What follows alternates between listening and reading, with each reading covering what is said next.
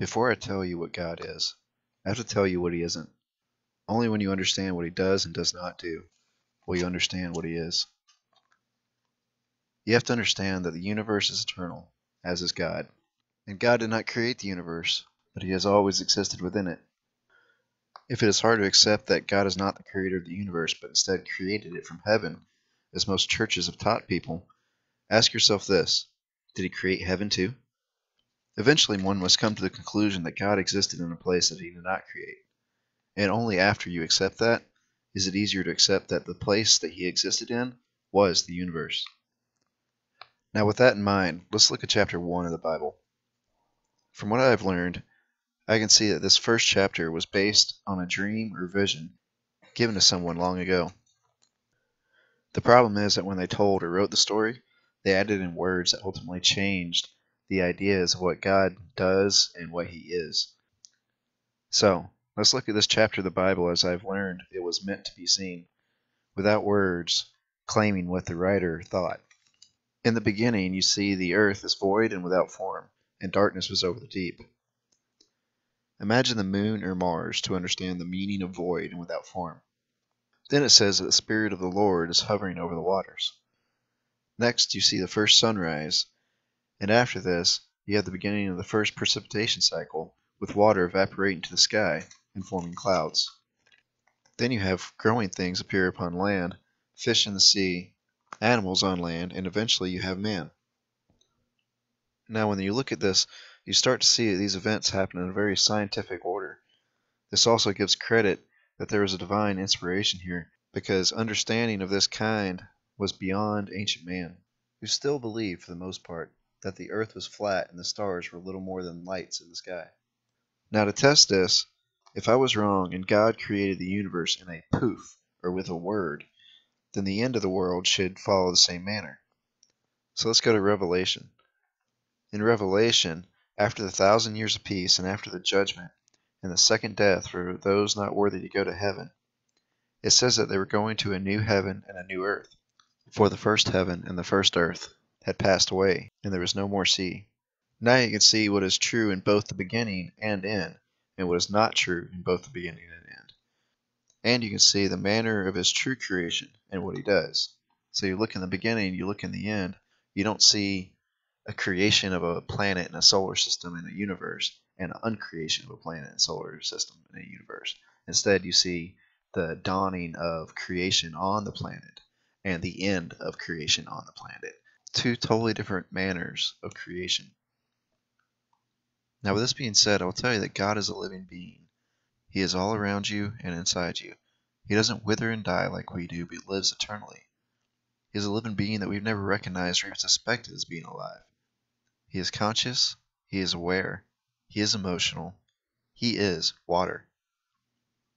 He has been there the whole time, right under our noses. You look at the beginning of the earth, and you'll notice that with the first sunrise came the first time of water evaporating into the air. This shows that water was not there the day before. Now look at the end of the earth, and see that the earth ends with God leaving the planet, with water leaving the planet, and leaving it a dead planet. Now take this, and look through the rest of the Bible, and you'll see again and again the hints and riddles from multiple authors all through the Bible showing God as water. Let's go back to Revelation, where the author is talking about the city that people will inhabit as they are going to the new heaven and new earth. He says, I saw the throne of God, and flowing from it a river of living water, clear as crystal, flowing through the city, feeding the trees of life that fed the people. Here you see that the author speaks of looking at the throne of God, and he doesn't see an old wise man. He doesn't see a physical being of any kind. What he does see is a river of living water. You also notice that term living water is very common throughout the entire Bible. Another common thing throughout the Bible is, I heard the voice of the Lord like the sound of rushing water. This is really going to open your eyes and show you how people have completely missed the truth because they're expecting to see something else. After Moses leads the people out of Egypt, he sits upon Mount Sinai and talks with God. While he is up there, the Israelites see a dark cloud upon the mountain that is thundering while he is talking to God. And God gives Moses the instructions on how he wants the tabernacle to be built, and the sacrifices to be made. And when the Israelites do all that has to be done, a pillar of cloud comes down from heaven and fills the tabernacle so thick all the priests had to leave. And they guessed that God must be somewhere in the cloud. Here you can see that the Israelites were so stuck on the idea that God would have some kind of physical form that they completely missed the fact that they were already staring at him. One thing for sure is that you will see God being related to water, purposely or inadvertently, by most authors throughout the entire Bible. In 1 John 5:7, he writes, "For there are three that bear record in heaven, the Father, the Word, and the Holy Ghost, and these three are one. And there are three that bear witness in earth, the Spirit, and the water, and the blood, and these three agree in one." Here he's making a direct comparison between earthly versions to heavenly versions. He's saying that the Spirit, the water, and the blood are all earthly versions of the Father, the Word, and the Holy Ghost, and that they're all one. They're all the same. They all agree as one thing. Some other comparisons you'll see throughout the Bible is blood, water, and God all being compared to as life. In Genesis 9:4, "But flesh with the life thereof, which is the blood thereof, shall ye not eat." It's comparing blood as life. Deuteronomy 12:16, "But ye must not eat the blood, pour it out on the ground like water." Deuteronomy 12:23, "Be sure you do not eat the blood, because the blood is the life, and you must not eat the life with the meat." In Proverbs 8:35, it reads, "For whoso findeth me findeth life." Here you see he starts to define himself as life. Again in Ezekiel 33:15, "If the wicked restore the pledge, give again that he had robbed, walk in the statutes of life, without committing iniquity, he shall surely live, he shall not die."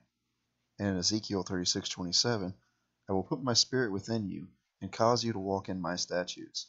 So here in Ezekiel, he defines the statutes of life as his statutes, again defining himself as life, which in Deuteronomy he defines life as blood and water. In Jeremiah 17:13 he says, "Because they have forsaken the Lord, the fountain of living waters." It's a pretty clear definition when you define the Lord as the fountain of living waters. In Jeremiah 2:13 he says, "For my people have committed two evils. They have forsaken me, the fountain of living waters, and hewed them out cisterns, broken cisterns that can hold no water." What does this mean for us? It means that God is real, not a figment of your imagination that you can imagine him to be and do whatever you wish he does, but a real living being. A living being that exists in reality. You can see it, you can touch it, you might not understand it, but it's real and it's there. It means that we live on as water, as pure life, an undying thing that doesn't die when your body gets old or when your body gets broken or when a bullet or a sword or something rips through you and you're killed or you die of old age. These things, they don't bother your spirit. Your spirit will endure and it will continue. It will live on. That's what it does.